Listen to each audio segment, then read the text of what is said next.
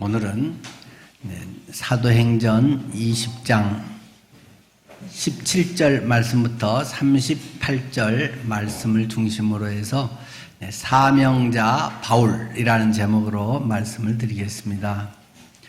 사도행전 20장 17절 말씀부터입니다.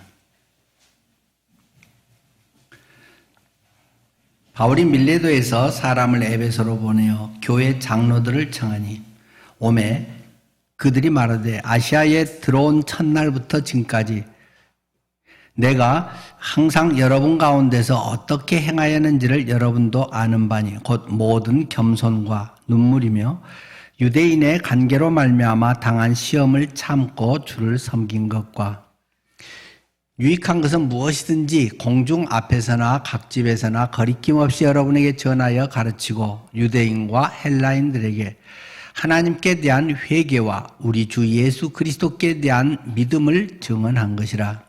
보라, 이제 나는 성령에 매여 예루살렘으로 가는데 거기서 무슨 일을 당할는지 알지 못하노라. 오직 성령이 각 성에서 내게 증언하여 결박과 환난이 나를 기다린다 하시나 내가 달려갈 길과 주 예수께 받은 사명 곧 하나님의 은혜의 복음을 증언하는 일을 마치려 하면은 나의 생명조차 조금도 귀한 것으로 여기지 아니하노라. 보라, 내가 여러분 중에 왕래하며 하나님의 나라를 전파하였으나 이제는 여러분이 다 내 얼굴을 다시 보지 못할 줄 아노라. 그러므로 오늘 여러분에게 증언하거니와 모든 사람의 피에 대하여 내가 깨끗하니 이는 내가 꺼리지 않고 하나님의 뜻을 다 여러분에게 전하였습니다. 여러분은 자기를 위하여 또는 온 양떼를 위하여 삼가라. 성령이 그들 가운데서 여러분을 감독자로 삼고 하나님이 자기 피로 사신 교회를 보살피게 하셨느니라. 내가 떠난 후에 사나운 이리가 여러분에게 들어와서 그 양떼를 아끼지 아니하며 또한 여러분 중에서도 제자들을 끌어 자기를 따르게 하려고 어그러진 말을 하는 사람들이 일어날 줄을 내가 아노라. 그러므로 여러분이 일깨어 내가 3년이나 밤낮 쉬지 않고 눈물로 각 사람을 훈계하던 것을 기억하라. 지금 내가 여러분을 주와 및 그 은혜의 말씀에 부탁하노니 그 말씀이 여러분을 능히 든든히 세우사 거룩하게 하심을 입은 모든 자 가운데 기업이 있게 하시리라. 내가 아무의 은이나 금이나 의복을 탐하지 아니하였고 여러분이 아는 바와 같이 이 손으로 나와 내 동행들이 쓰는 것을 충당하여 범사에 여러분에게 모본을 보여준 바와 같이 수고하여 약한 사람들을 돕고 또 주 예수께서 친히 말씀하신 바 주는 것이 받는 것보다 복이 있다 하심을 기억하여야 할지니라. 이 말을 한 후에 무릎을 꿇고 그 모든 사람들과 함께 기도하니 다 크게 울면서 바울의 목을 안고 입을 맞추고 다시 그 얼굴을 보지 못하리라 한 말로 말미암아 더욱 근심하여 배까지 그를 전송하니라. 아멘.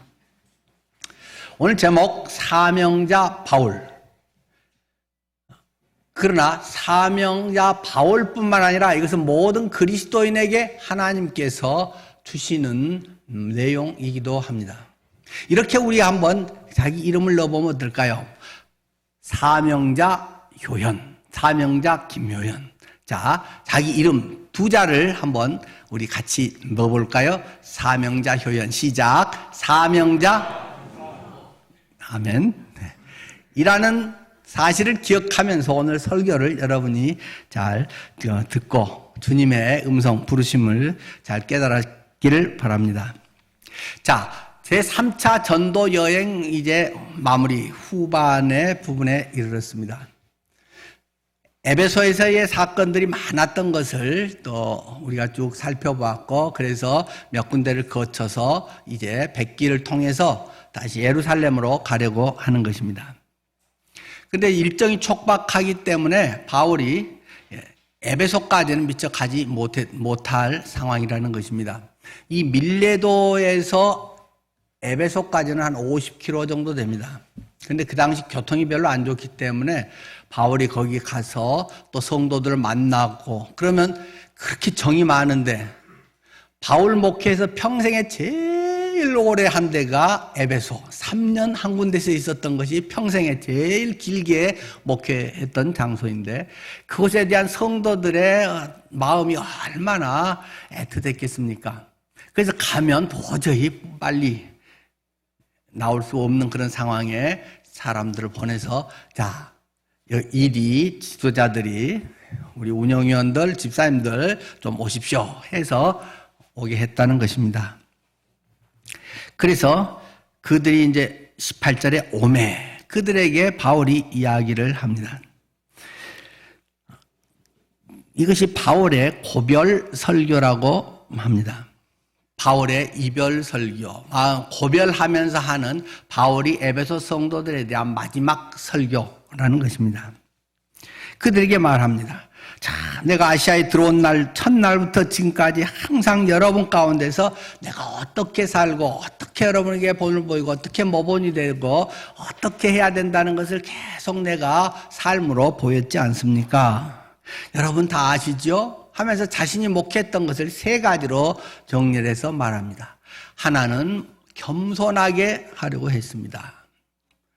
내가 나를 드러내지 아니하고 하나님의 뜻을 온전히 드러내서 겸손한 사역을 하려고 했습니다. 두 번째는 눈물로 사역을 했습니다. 바울 같은 사도, 이 능력자, 그에게서 손수건만 갖다가 놔도 병들이 치료되기도 하고 엄청난 능력의 그런 바울인데 바울이 목회한 것은 대부분이 눈물에 목회했다.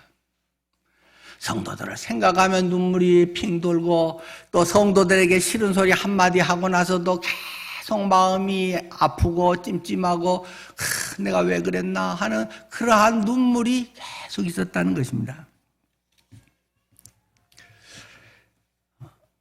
여러분들은 자식을 키우면서 어떤 생각이 들었습니까? 자식에 대한 생각하면 아이고 이 자식이 지금 가서 뭘 어떻게 하나 막 안절부절 못하고 애가 당황하고 그런 거 보면 마음이 지켜보는 엄마 마음이 찡하고 그런 적들이 많이 있었지 않습니까? 지난번에 한번 살짝 스치듯이 말을 한 적이 있습니다만은 사도 바울은 고린도후서 2장 4절에서 그의 심정에 그 이야기를 한 것들이 있습니다. 내가 마음에 큰 눌림과 걱정이 있어 많은 눈물로 너희에게 썼노니 이는 너희로 근심하게 하려 한 것이 아니요 오직 내가 너희를 향하여 넘치는 사랑이 있음을 너희로 알게 하려 함이라. 그 뭐에 대한 이야기입니까? 바울이 고린도 교회 많은 문제거리가 있다는 것을 알고 그들의 문제점에 대해서 지적하고 해결책을 제시하고 근데 한두 가지 문제가 아니라는 것이 고린도 교회 고린도 전서에 나타나 있지 않습니까? 그래서 편지들을 통해서 그 문제들을 지적을 했는데 바울은 그렇게 하면서 계속 마음이 엄청 아팠다는 것입니다. 그들을 생각하면 큰 눌림과 걱정이 있어 많은 눈물로 너희에게 썼느니 바울 같은 분이 그럴 필요 있나? 예수의 이름으로 명하느니 치료될지어다. 문제는 해결될지어다. 몇 번 이렇게 하면 다 해결되고 굳이 안 가더라도 그냥 원격 리모컨처럼 있는 자리에서 그렇게 하면 될 것 같은데 또 그렇게 쇼하는 분들도 많이 있어요. 그런데 바울 같은 대사도가 이 능력자가 큰 눌림이 있다. 꿈에도 나타나고 그것 때문에 잠도 못 자고 걱정이 계속 그를 짓누르고 많은 눈물로 그들에게 고린도 전서를 쓰고 또 편지를 보내고 그렇게 한 것이 바울의 목회 방식이었다는 것입니다. 그런데 그 소식을 그런 편지를 받고 전해 듣기는 고린도 교회 성도들이 엄청 위축됐다는 것입니다. 바울이 그런 혼내는 것을 듣고는 막 기가 죽어가지고 많이 힘들어한다라는 소식을 듣고는 바울이 너무 마음이 아팠고 지금 이 고린도 후서를 또 쓰고 있는 것입니다. 그런데 내가 너희들에게 그렇게 쓴 것은 그리고 막 아주 단호하게 호되게 막 이 교회 밖에도 이런 짓거리 안 할 텐데 교회 안에서 이런 놈들이 있다니 하면서 막 바울은 엄청 세게 고린도전서에서 얘기한 게 한두 번이 아니잖아요. 그런 사람은 당장 교회에서 쫓아내라. 막 바울은 이렇게 이야기를 한단 말입니다. 사랑으로 나 품어서 변화시켜라. 뭐 우리 같으면 자신이 뭐 하든 못하든 간에 말이라도 아이고 저렇게 할 수 있어서 품어야지 뭐 이럴 텐데, 바울은 그런 사람은 쫓아내야 되는 거다. 막 단호하게 이렇게 이야기를 하는 걸 듣고 성도들이 엄청 위축됐다는 것입니다. 그래서 지금 이 편지를 쓰면서 이는 너희로 근심하게 하려고 한 게 아니야. 너희들 속상하고 힘들고 그냥 내가 너희들 뭐 혼내려고 한 거 아니야. 오직 내가 너희를 향하여 넘치는 사랑이 있음을 너희로 알게 하려고 그 편지를 썼던 거야. 막 자녀가 잘못 나가고 있을 때 엄마가 너 이놈 너 이러면 되겠냐? 엄마가 그렇게 가르쳤냐?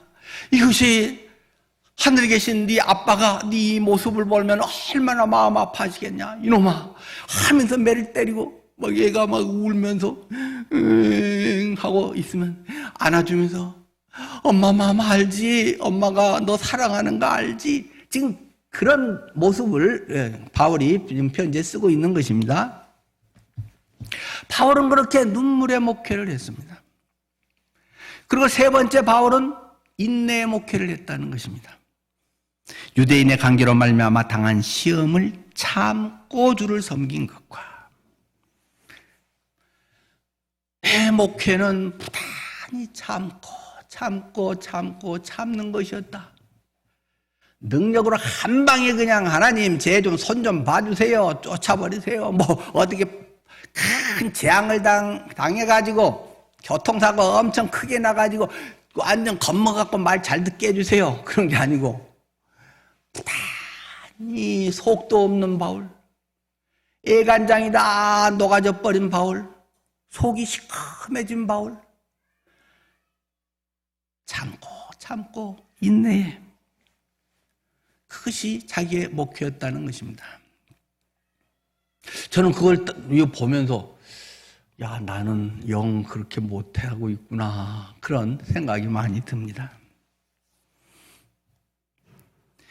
가끔 잘난 체도 하고 은근히 자랑도 한 것 같고요. 눈물과, 근데 뭐 나이 드니까 조금 또 눈물이 또 나긴 하는데, 젊었을 때 설교할 때가 근데 전 더 많이 울었던 것 같아요. 30대, 40대가 오히려. 지금도 가끔 뭐 하다가 뭐 그냥 울컥 아니게 눈물이 나면 아이 주책, 왜 설교하다가 그렇게 되는 거야. 조금 끝까지 그냥 같은 톤으로 나가야 좋은데 왜 눈물이 나지? 어떤 그런 때가 조금 눈물 안 흘려야지 뭐 그런 때들이 종종 있습니다. 그래도 뭐 나는 걸 그걸 어떻게 또 안 나게 할 수도 없고 안 난 척 쇼할 수도 없고 그냥 뭐 어쩔 수 없습니다만은, 정말로 내가 성도들을 생각하고 삶에서의 그런 눈물의 목회를 했나, 그런 생각을 해봅니다. 물론 했습니다. 그러나 그렇게 많지 못했구나 하는 생각을 합니다.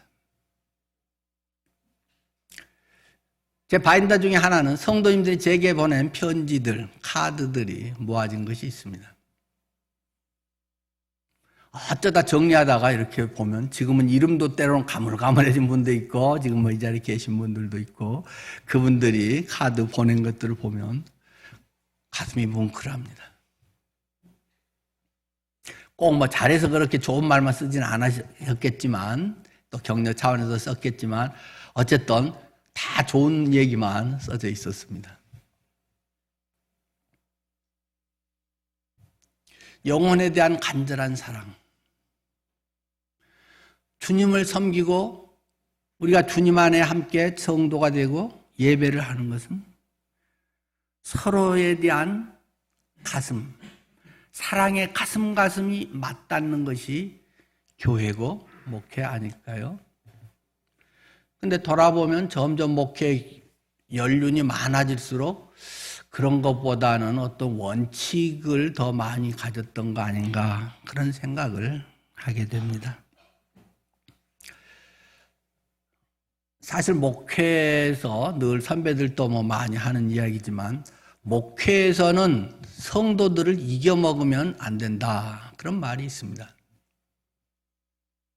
성도들하고 뭐 논쟁이 붙었다든지, 성도들이 뭐 불만을 쏟아놓는다든지, 때로는 어거지를 부린다든지, 또는 뭐 그 어떤 편같이 돼가지고 또 공격을 하는 일이 있더라도 성도를 이기지 말아라. 성도에게는 져줘야 되는 것이다. 성도를 이기면 두 가지 현상이 나타납니다. 첫 번째는 내가 사정없이 이겨서 다시는 그렇게 못하게 만들어 놓으면 계속 기가 죽어서 제대로 형제자매로서의 교회 일들을 하기가 어렵게 됩니다. 많은 대부분의 경우는 내가 확실히 이겨버리면 교회를 떠납니다. 늘 그것을 기억하면서 지려고 애도 많이 썼습니다마는 제가 성격이 별로 그렇게 좋지도 못하고 미성숙한 부분이 참 많다 보니까 성도들을 이겨먹은 적도 적지 않았다. 반성이 됩니다. 물론 뭐 억지라든가 감정 때문에 그런 것은 뭐 많지 않았던 것 같습니다만은 교회를 위해서 하고 좀 더 아무도 제 입장은 시야를 넓게 멀리 봐야 되기 때문에 그런 것들이 물론 더 있었다고 변명할 수 있습니다만은 그렇더라도 부모가 자식을 이겨먹지는 않잖아요. 어린 자녀일수록 부모가 시원하게 논리로 꼼짝 못하게 이기는 것은 좋은 부모가 아닌 줄 압니다. 그 수준에 맞게 그래 미안해 엄마가 몰랐네 하면서 그때는 다독여서 또 넘어가지고 나중에 크면 엄마 제가 미안했어요 라고 뭐 할 수 있으면 좋고 아니면 끝나는 것이고 또 본인도 그때 사실 상황 파악을 잘 못해서 막 감정이 앞서거나 그런 경우도 뭐 적지 않겠지요. 어쨌든 같이 싸워버리면 같이 자녀가 되고 자녀와 부모의 차이가 뭐가 있겠습니까? 자녀와 부모는 차원이 다른 존재들인데 그것을 같이 막 성질내고 싸우고 니는 엄마한테 그렇게 했냐 뭐 이렇게 해서 싸워버리면 참 콩가루가 되기 쉬울 것 같습니다. 하여튼 겸손과 눈물과 인내, 참음으로 사도 바울은 이렇게 목회를 했다고 이야기합니다. 그리고 20절에 유익한 것은 복음을 궁극적으로 말하죠. 유익한 것은 무엇이든지 공중 앞에서나 각집에서나 거리낌 없이 여러분에게 전하여 가르치고 유대인과 헬라인에게 하나님에 대한 회개와 우리 주 예수 그리스도에 대한 믿음을 증언한 것이라. 유대인, 이방인 차이 없이 나는 모든 사람들에게 다 하여튼 만나면 전할 수 있는 기회만 된다면 계속 복음을 전했다고 이야기하고 있습니다. 그런데 그가 전한 것에 대해서 두 가지를 지금 설명하고 있습니다. 첫 번째는 무엇입니까? 하나님께 대한 회개. 하나님께 대한 회개를 전했다는 것입니다. 여러분은 복음을 듣고 어떤 반응을 가지셨습니까? 복음을 들을 때 어떻게 하셨던가요? 어떻게 됐던가요? 마음의 상태가. 오늘날 많은 복음이 전해져도 별로 변화가 일어나지 않습니다. 복음이 자꾸 이론이 되고 말로 논리로 해결이 됩니다. 인스턴트 복음이 되고 말았습니다. 무엇이 문제일까요? 매우 중요한 핵심적인 이유가 있습니다. 그것은 회개라는 것입니다. 복음이 그냥 좋은 소리다. 와, 내가 멸망해서 죽게 되는데 예수님이 죽으셔서 내 죄값 가져가고 그래서 나는 지옥 안 가고 천국 가게 됐다. 이런 인스턴트 복음만 전해지기 때문에 변화가 안 되고 구원 받았는지 안 받았는지도 모르고 오르락 내려가는 것입니다. 그러나 그 복음이 전해지기 위해서는 그 분명한 전제되는 기초작업이 있어야 됩니다. 그것이 회개라는 것입니다. 철저하게 회개하지 않고는 복음이 복음으로서 확실한 능력을 발휘할 수 없습니다. 복음이 내 인생을 변화시키고 복음이 하나님의 놀라운 권능으로 나타나기 위해서는 철저한 회개가 전제되어야 하는 것입니다. 새로운 빌딩을 좋은 집을 짓는데 옛날에 있던 어떤 그 집, 허술한 집, 그 중에 조금 괜찮은 부분도 조금 있는 그것을 그대로 두고 거기다가 땜빵식으로 거기다가 부분 리모델링이나 조금 하고 그것을 조금 고쳐가지고 페인트 칠을 하고 이래가지고 좋은 집, 새로운 집을 제대로 지을 수가 없는 것입니다. 싹 밀어버려야 되는 것입니다. 여러분의 삶에 혹시라도 자랑할 만한 것이 있습니까? 여러분 속에 나를 자부심을 갖게 하는 것이 있습니까? 감사하십시오. 그러나 그것은 복음과 아무 상관이 없는 것입니다. 그것 자체가 하나님에게 전혀 쓰임받을 수 있는 것이 아니라는 것입니다. 그것은 단지 인간적인 것뿐이고 인본주의이고 그것을 통해 사람들이 그냥 고맙고 좋고 일반 이런 것이지 복음의 역사는 전혀 상관이 없는 것입니다. 나는 남 정도는 돼. 내가 그 특별히 나쁜 사람은 아니야. 아니 나는 대체로 좀 그래도 착하게 살았으니까 모범생이야. 이런 것으로는 절대 복음이 될 수 없습니다. 처절하게 회개가 내 속에서 일어나야 됩니다. 철저하게 하나님 내 속이 이렇게 더럽네요. 어디 약에 쓰려고 해도 어디 눈곱만큼도 쓸 게 하나도 없네요. 내가 지금까지 내놓을 것이라고 해서 나를 자긍심 갖게 했던 것들은 다 나의 영광과 나의 무엇을 자랑하고 은근히 그것이 나를 살리려고 하는 것일 뿐이었네요. 그것이 철저히 보여야 됩니다. 우리의 가진 것을 통해서는 결코 주 앞에 의롭게 쓰임받을 수 없습니다. 물론 가진 구원의 확신이 있고 이제 은사 가운데 그걸 활용할 때는 매우 유익한 것입니다만은 주님 앞에 우리가 돌아와서 구원과 하나님의 은혜를 받을 때는 말입니다. 그런데 많은 사람들이 회개가 없는 복음만을 접하기 때문에 덧붙이기 식으로 계속 땜빵에 거기서 조금 멋있게 고상하게 이렇게 쇼만 하고 살기 때문에 생활이 변화되지 않습니다. 가치관이 바뀌지 않습니다. 그 마음이 맨날 조금 나은 듯 하다가 원위치 되고 맨날 그것으로 교회에서의 오래 터줏대감 노릇을 하고 살고 있다는 것입니다.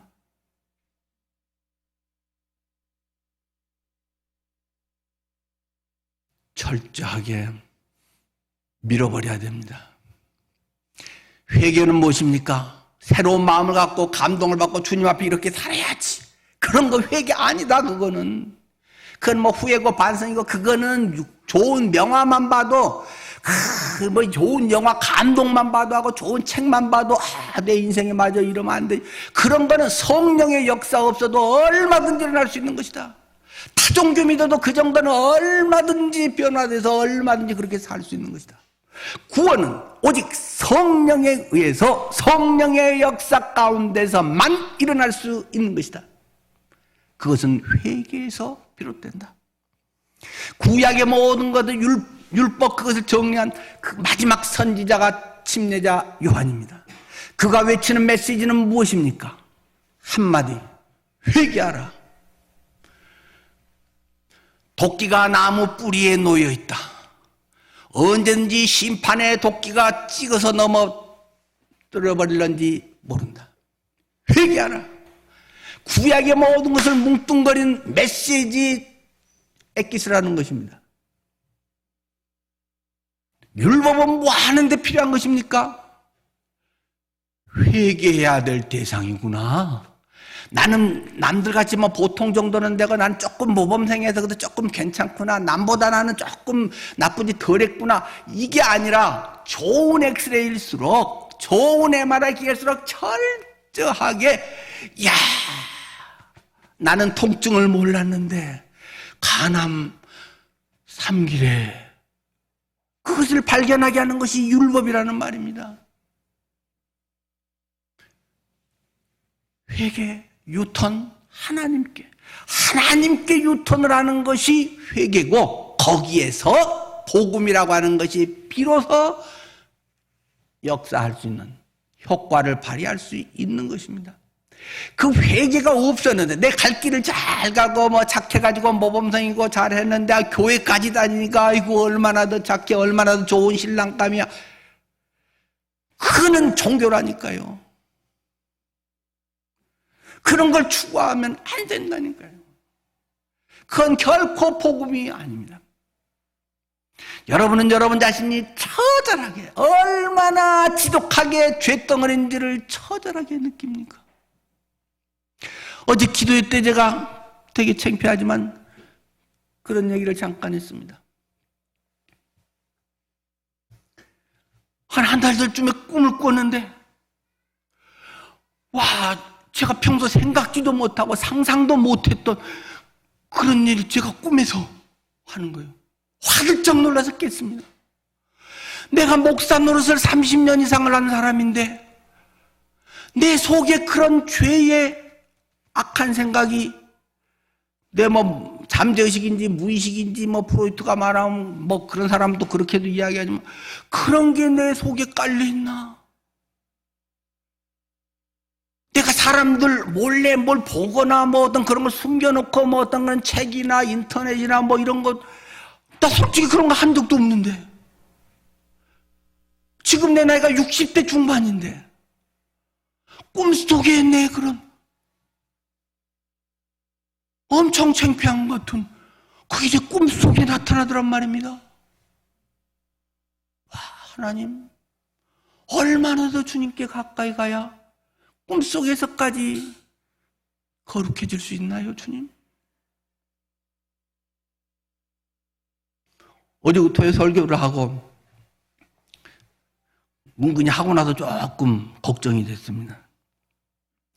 아내가 그 자리에 있었는데, 여보, 당신이 무슨 꿈을 꿨는데 그렇게 당신이 평소 보지도 않은 그런 것이 꿈에 있었다고 그래? 그거 물어볼까 봐. 은근히. 근데 역시 지혜로운 여인이라 안 물어보더라고요. 그리고 꿈에서 막 여러 가지가 겹치면서 했기 때문에 일관성 있게 뭣도 아니고 뭐 한두 장면 생각나는 뭐 그런 것이고, 그러니까 막 온갖 게 짬뽕 돼가지고, 또 제가 뇌졸중 이후로는 잠을 잘 못 자잖아요. 약간 불면증도 있고 강박증도 생기고, 그래서 뇌가 좀 약하니까도 그렇고.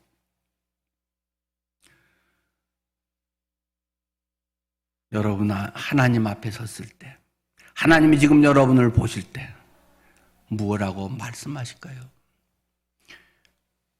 회개.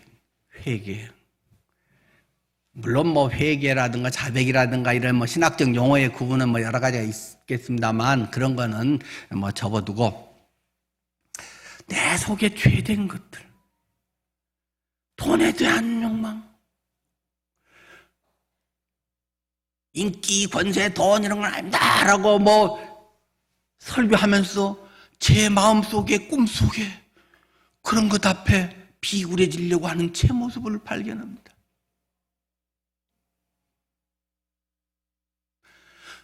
꿈속에서 장관을 만나면 고개를 숙여서 제가 조아리면서 악수를 하고 있더란 말입니다.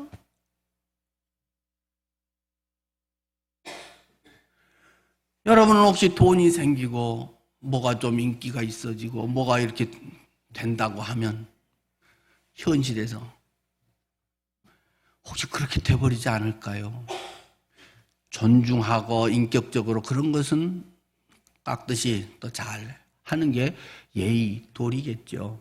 그러나 내 마음속에 뭔가 조금 잘 보이고 싶고 뭔가 그런 게 내 마음속에 아직도 제 마음속에 그런 게 난 별로 없다고 생각했는데 막 꿈에서도 나타날 때가 있습니다.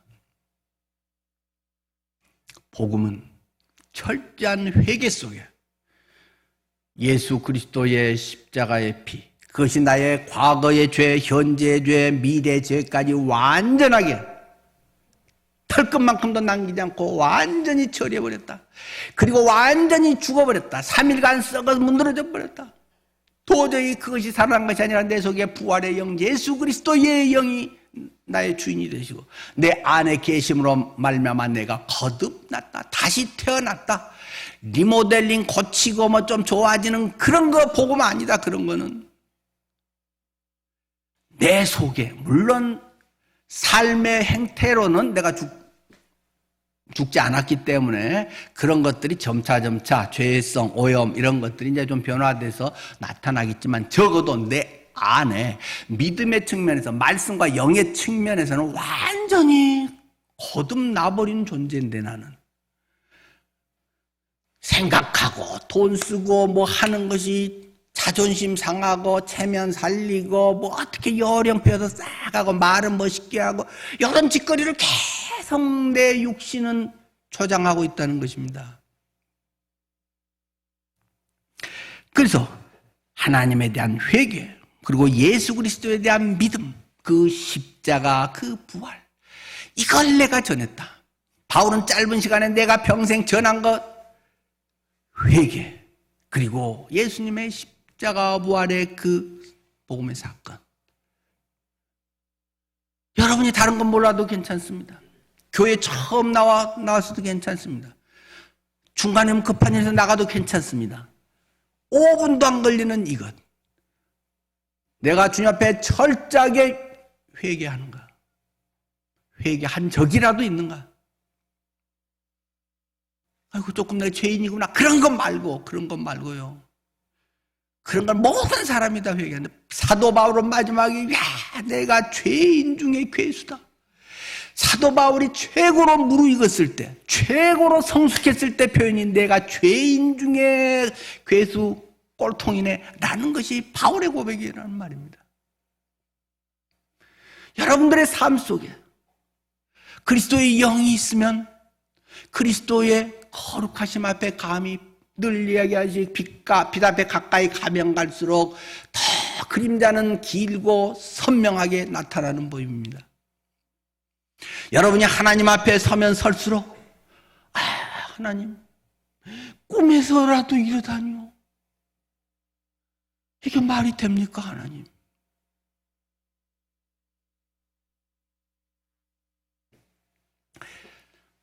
복음이 여러분 속에 생명으로 역사하기를 바랍니다. 22절은 보라, 이제 나는 성령에 매여 예루살렘으로 가는데 거기서 무슨 일을 당할는지 알지 못하노라. 오직 성령이 각 성에서 내게 증언하여 결박과 환난이 나를 기다린다 하시나. 그러면서 이 에베소 지도자들에게, 자, 이제 나는 예루살렘으로 가는 길이다. 그런데 이것이 성령에 매여서 가는 것이다. 성령이 나를 꽁꽁 묶어서 어찌할 수 없이 만들어서 예루살렘 안 갈 수가 없게 돼 있다라는 것을 말하고 있는 것입니다. 그런데 거기서 무슨 일을 당할는지 내가 알 수 없다. 대박이 터질런지 뭐 그런 말이 아닙니다. 무슨 끔찍한 일을 당할는지 모르겠다, 그런 뜻입니다. 오직 또 성령이 각 성에서 내게 증언하여 결박과 환난이 나를 기다린다 하시나.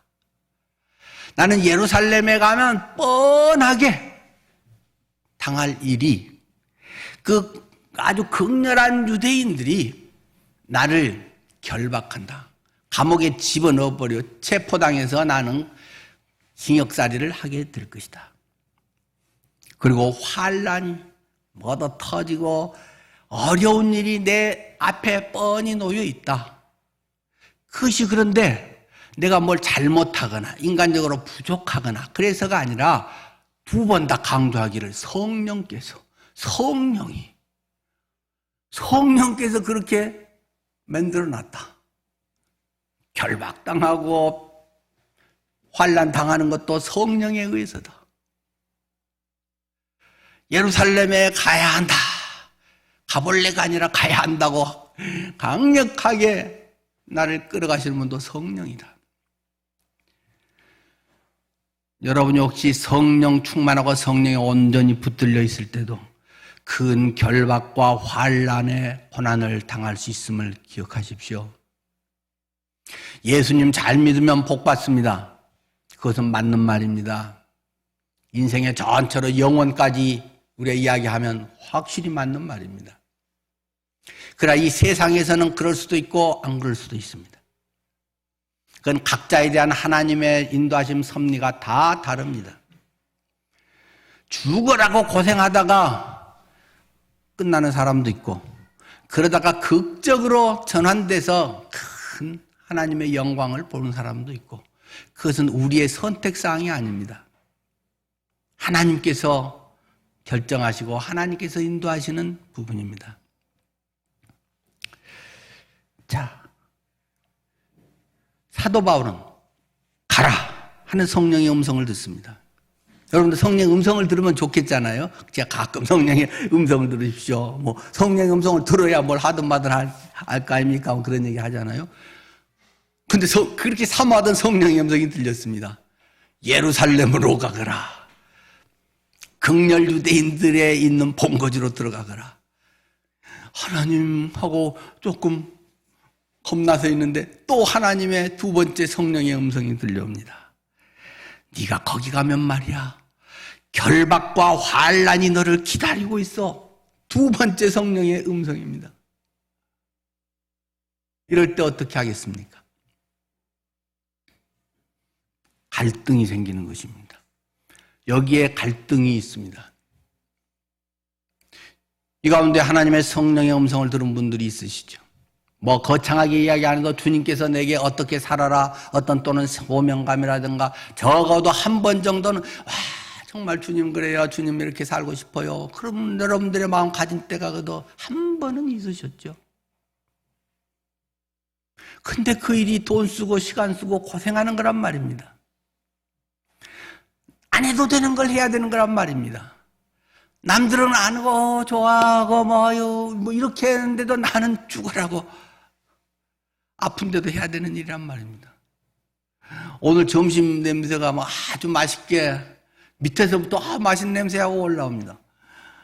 근데 저는 마음이 영광스럽습니다.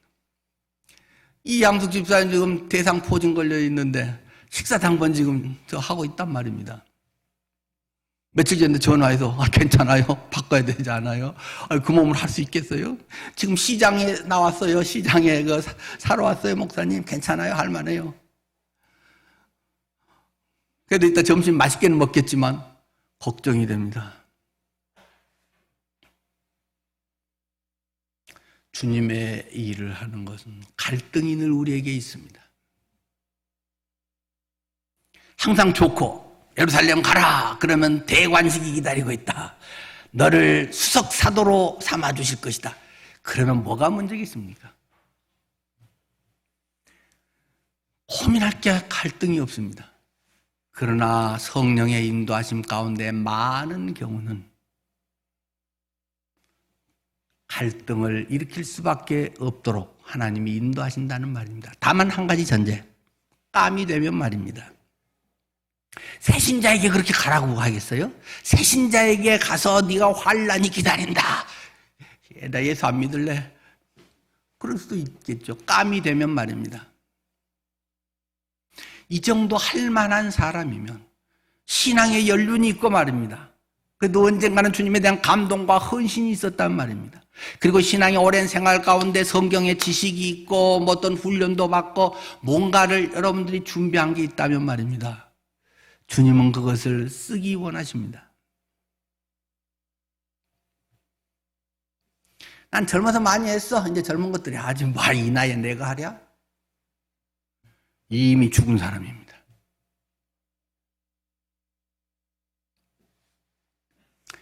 하나님께서는 각 사람들에게 은사를 주시고 각 사람에게 필요한 대로 하십니다. 그런데 굉장히 중요한 한 가지 사실이 있습니다. 그 갈등, 거기서 하나님 주께서 알아서 해주세요. 주께서 선택해 주세요. No, 그런 거 아닙니다. 선택은 자기가 하는 것입니다. 네 앞에 그런 것이 놓여 있다. 주여 저를 사용해 주옵소서. 제가 여기 있나이다. 선택은 자기가 하는 것입니다. 주님이 알아서 해주세요. 주님의 인도하심을 따를게요. 하기 싫다 그 말입니다.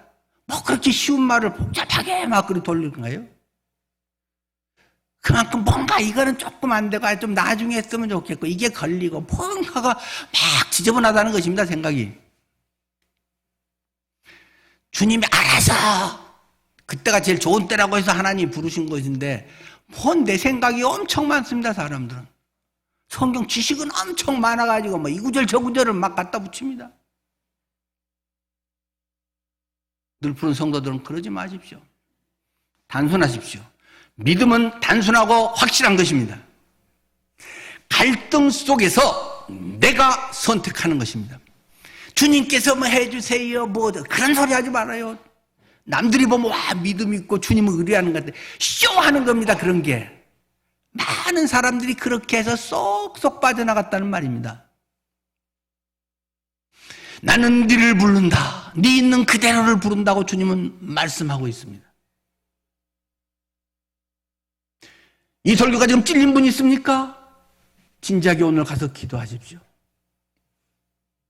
그렇다고 하나님이 뭐든 선교를 가거나 다 바쳐라 그러지 않을 것입니다. 땀이 돼야 된다니까요. 준비가 되어야 한다니까요. 준비를 시키실 것입니다. 5년 흘지 10년 흘지 그런 어떻게 그걸 펼쳐갈지는 그건 주님 알아서 하실 일이고 괜히 지레 겁먹어서 지금 하면 하나님이 다 걷어갈 거야. 내가 하고 싶은 거 다 못할 거야 하고 자기가 주인 돼서 자기 스케줄이 너무 바쁩니다.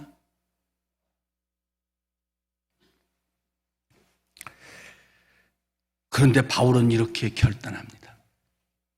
사실 오늘 본문의 말씀은 제가 은퇴 설교를 때 하려고 수십 년 전부터 작정하고 있었던 설교입니다.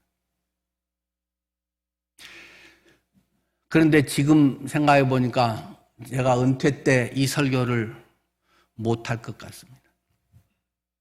두 가지 이유입니다. 언젠가 만약에 은퇴 때 이걸 살면 눈물이 나서 목이 메어서 설교를 못할 것 같습니다. 두 번째는 낯뜨거워서 못할 것 같습니다. 바울의 지금 이러한 어떤 삶, 겸손과 눈물과 인내, 이번 설교를 준비하면서 제가 다시금 쭉 본문을 보고 생각하고 책도 읽고 많은 것을 하면서 바울 앞에 감히 나는 목회했다고 참 말을 꺼낼 수도 없다. 그런 생각에 가책이 많이 됩니다. 은퇴 때는 그래서 이 설교를 안 하겠습니다. 24절 말씀은 내가 달려갈 길과 바울은 이렇게 자기의 선택의 고백을 합니다. 주 예수께 받은 사명 곧 하나님의 은혜의 복음을 증거하는 일을 마치려 하면은 나의 생명조차 조금도 귀한 것으로 여기지 아니하노라.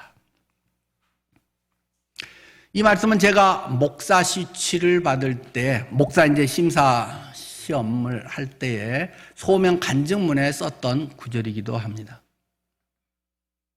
네가 왜 목사가 되려고 하느냐? 어떤 목사가 되려고 하느냐? 그것을 위해서 오랫동안 간절히 기도하고 이 목사 심사 서류를 내도 되느냐? 몇 달을 고민을 했습니다. 그러면서 이 구절 내가 달려갈 길과 주 예수께 받은 사명 곧 하나님의 은혜의 복음 증거하는 일을 마치려 하면은 나의 생명조차 조금도 귀한 것으로 여기지 아니하노라. 이 말씀이 제게 깊은 울림을 주었고 소명 간증문에 벌써 30여 년 전에 썼던 것이 아직도 생생합니다.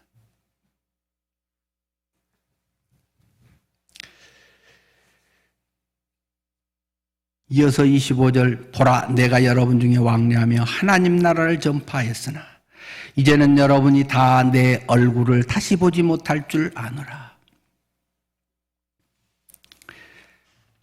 에베소 지도자들이요, 내가 앞으로 다시 여러분의 얼굴을 못 보게 됐습니다. 여러분을 이제 평생 만날 수 없고 이것으로 마지막인 것 같습니다. 라는 이야기를 하고 있습니다. 그러면서 그러므로 오늘 여러분에게 증언하거니와 모든 사람의 피에 대하여 내가 깨끗하니, 뭐 이것은 그 유대인들의 특별 유대인식의 표현이죠. 내가 최선을 다했다. 나 할 건 나는 다 했다. 그런 거죠. 내 할 몫은 이제 다 했으니까 나머지는 여러분의 몫이고 또 주님께서 인도하실 것입니다. 그런 지금 표현이 모든 사람의 피에 대해서 내가 깨끗하니, 빌라도도 내 책임 없다 하고 십자가 판결 내놓고는 손 씻어버리잖아요. 근데 실제 바울은 그랬습니다. 다시 그 뒤로 에베소에 가서 못했습니다. 예루살렘에 가서 순교할 것을 예감하고 올라갔더니 역시나 네가 이렇게 순종하였구나. 네 믿음을 보았노라. 이제 너는 순교한 것으로 치어주고 그 믿음으로 이미 죽었으니 다시 내가 너를 귀하겠으마. 안 그럽니다? 괜히 그건 넘겨짚어갖고 내가 이렇게 한다고 하면 하나님이 이미 된 거 내 믿음을 보았노라. 자꾸 그렇게 쇼하지 말아요. 자꾸 어떤 그런 넘겨짚어. 하나님은 내가 네 속을 너무나 잘 보고 있노라 그러시잖아요. 예루살렘에 도착합니다. 그리고 나서 체포됩니다. 그리고 감옥에 갇힙니다. 오랫동안 갇힙니다. 그래서 여러 총독들이 막 바뀌면서 또 신문하는 내용들이 뒤에 계속 나오잖아요. 결국 그래서 나를 로마 황제 재판받게 해주세요. 로마 시민의 특권이 황제에게 직접 재판받을 수 있는 특권이 있기 때문에 나는 내로 황제한테 직접 받으랍니다. 그래서 유대인들, 극렬 유대인들이 있는 그곳에서 떠나서 이제 로마로 가잖아요. 가는 길도 완전히 험난합니다. 좀 가다가 보니까 그냥 막 태풍이 불고 난리가 아닙니다. 그 태풍 이름이 유라굴로 태풍이라고까지, 태풍 이름까지 성경에 태풍, 매미 이런 식으로 지금 다 써놨잖아요.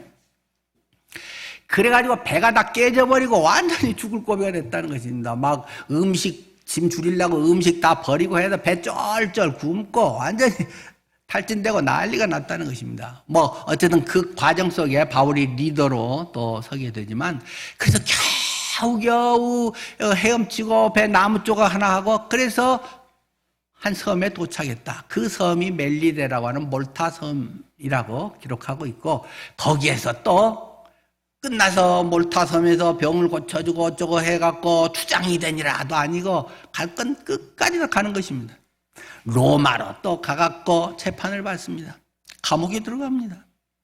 근데 거기서는 감옥이 좀 상당히 느슨하게 좀 많이 인격적으로 대우를 해줘서 사람들도 만나고 그렇게 해서 이태 동안에, 2년 동안에 그렇게 했다라는 것이 지금 사도행전 맨 끝에 이야기잖아요. 바울은 그렇게 해서 얼마간 풀려났다고 합니다. 얼마간 풀려나서 있다가 또 잡혀 들어가갖고 로마 감옥에 있다가 목이 잘려 죽습니다. 그것이 바울의 일생입니다. 성령이 온전히 붙들린 사람의 아주 모범적인 생애의 모습입니다. 그때가 서기 67년이었으리라고 생각이 됩니다. 자, 어쨌든 에베소 지도자들에게 그런 이야기를 하면서 이어서 또 바울의 권면의 설교가 이어지고 있습니다. 나는 다시 그곳에 가서 못하지만 여러분 집사님들, 여러분들은 이 에베소 교회를 이렇게 인도해 주십시오. 여러 운영위원들께서 이렇게 하셔야 됩니다. 두 가지를 이야기합니다. 첫 번째는 삼가십시오. 무엇을요? 28절. 여러분은 자기를 위하여 또는 온 양떼를 위하여 삼가라. 삼가라. 잘 살피라는 것입니다. 근데 많은 자칫하면 우리가 다른 사람에 대해서 막 다스린다고 이래야 돼 저래야 돼요 하는데, 첫 번째 자기를 위하여. 내 자신을 잘 살펴야 됩니다. 자기 성찰이 제대로 돼야 됩니다. 내가 하나님의 말씀대로 사는가, 내가 정말 거룩한가, 하나님의 말씀과 기도로 거룩하여지느니라. 내가 하나님의 말씀 앞에 그런 것이 진짜로 되어 있는가, 교만하지는 않는가? 내가 조금 나은 것이 있다고 그것으로 사람들 앞에 범죄고 교회 안에 우쭐하고 있는 거 아닌가?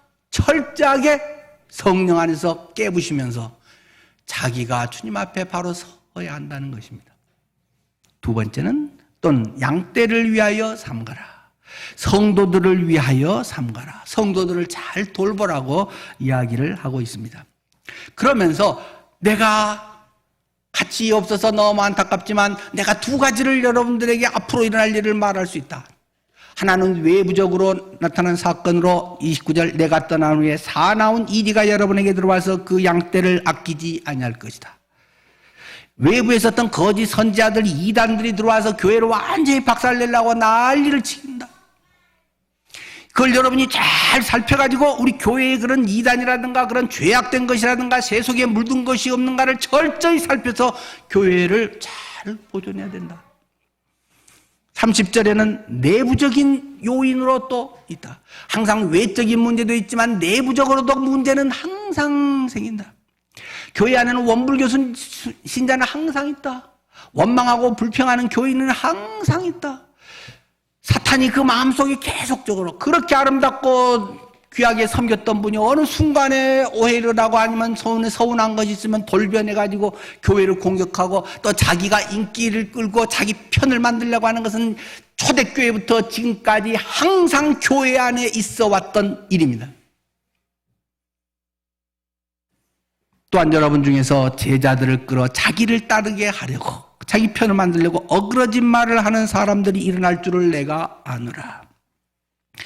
비위 맞춰지는 좋은 말을 하고 그 사람 편인 척해갖고 자꾸 자기 세력을 키워가는 이런 거짓 교사들이, 이런 거짓 목자들이, 거짓 사람들이 꼭 교회 안에는 수시로 생기게 돼 있는 것이다 라고 바울이 이야기를 하고 있습니다. 그러면서 이제 내가 3년이나 밤낮 쉬지 않고 눈물로 각 사람의 훈계했던 거, 그걸 여러분 꼭 기억하십시오. 지금 내가 여러분을 주와 및 그 은혜의 말씀에 부탁하노니 그 말씀이 여러분이 능히 든든히 세우사 거룩하게 하심을 입은 모든 자 가운데 기업이 있게 하시리라. 주님과 그 은혜의 말씀에 여러분을 의탁합니다. 누가 어떤 가르치는 것은 주님께서 그 은혜의 말씀이 여러분들을 주관해야 하는 것이지 자꾸 사람들의 말 듣고 이러네 저러네 하고 세상적 기준으로 자꾸 좋다 싫다 그런 소리 하지 말아라. 자, 내가 여러분 가운데 있을 때 어땠냐? 30절 내가 누구의 은이나 금이나 의복을 탐하지 아니하였고 내가 누구 헌금 많이 한다고 막 특별히 그 사람을 대우한다거나 부자나 뭐 어떤 높은 사람들이 있으면 대우 잘해주고 안 그런 사람들은 무시하고 내가 그렇게 목회하지 않았다. 34절 여러분이 아는 바와 같이 이 손으로 나와 내 동행들이 쓰는 것을 충당하여 범사에 여러분에게 모범을 보여준 바와 같이 수고하여. 아까 권면하기를 첫 번째 삼가라 했는데 두 번째 본보기가 되라는 것입니다. 범사에 여러분에게 내가 모본을 보여준 것 같이 말로 하지 말고 삶으로 하라. 돈 쓰는 것으로 하라. 시간 쓰는 것으로 하라.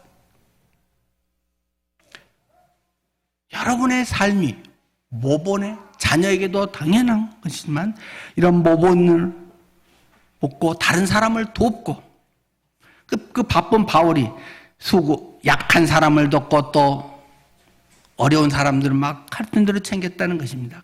그러면서 바울이 지도자들 향한 마지막 권면의 말씀, 그것이 35절 끝에 있습니다. 또 주 예수께서 친히 말씀하신 바 주는 것이 받는 것보다 복이 있다 하심을 기억하여야 할지니라. 주는 것이 받는 것보다 복이 있는 것이다. 나는 왜 안 챙겨주나? 딴 사람보다 나는 뭐 이렇게 좋나? 그러지 말고 주는 게 복된다. 내가 누구를 좀 챙겨줄까? 줄 거는 나에게도 돈은 아닐지 몰라도 재능과 시간과 문자와 말에 어떤 참 위로가 있고 내가 줄 거는 많이 있는데 내가 뭘 줄까를 계속 챙기면서 살아가야 되는 것이다. 이 말을 하고는 36절부터 이 말을 한 후 무릎을 꿇고 그 모든 사람들과 함께 바울이 기도합니다. 그러니까 이 마지막 고별 설교를 듣고 다 크게 울며 바울의 목을 안고 입을 맞추고 다시 그 얼굴을 보지 못하리라 한 말로 말미암아 더욱 근심하고 배까지 그를 전송하니라. 저는 이 뒷부분에 굉장한 감동이 됐습니다. 그래서 제가 34살 때 이 대목을 묵상하면서 시를 썼습니다. 그것을 문득 생각나서 주보 3면에 실어봤습니다.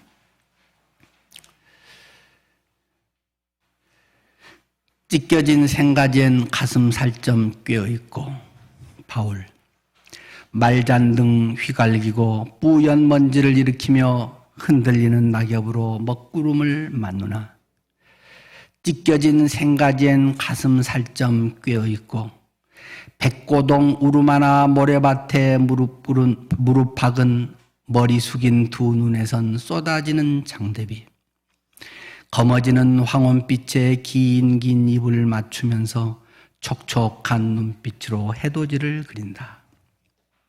1년에서는 복음을 향해서 질주하고 있는 사도 바울의 이런 선교적 삶, 그것이 비록 앞에 먹구름과 같은 죽음이 고난이 예견되어 있다 할지라도 거침없이 질주하는 말잔등 휘갈기고 뿌연 연기를 일으키며 흔들리는 낙엽으로 먹구름을 맞누나 이연에서는 에베소 성도들과 생가지 찢기는 듯한 아픔, 가슴 살점이 떨어져 나가는 듯한 그런 아픔, 찢겨진 생가지엔 가슴 살점 꿰어있고 3년에서는 이제 떠나야 하는 현실, 바닷가에서 부둥지 않고 무릎 꿇고 눈물로 기도하며 헤어지고 있는 그들의 모습, 백고동 우르마나 모래밭에 무릎 박은 머리 숙인 두 눈에선 쏟아지는 장대비, 그러나 마지막 사연에서는 죽음의 그림자가 짙게 드리워진, 그러나 그것은 소망의 하늘나라를 서로의 가슴에 품고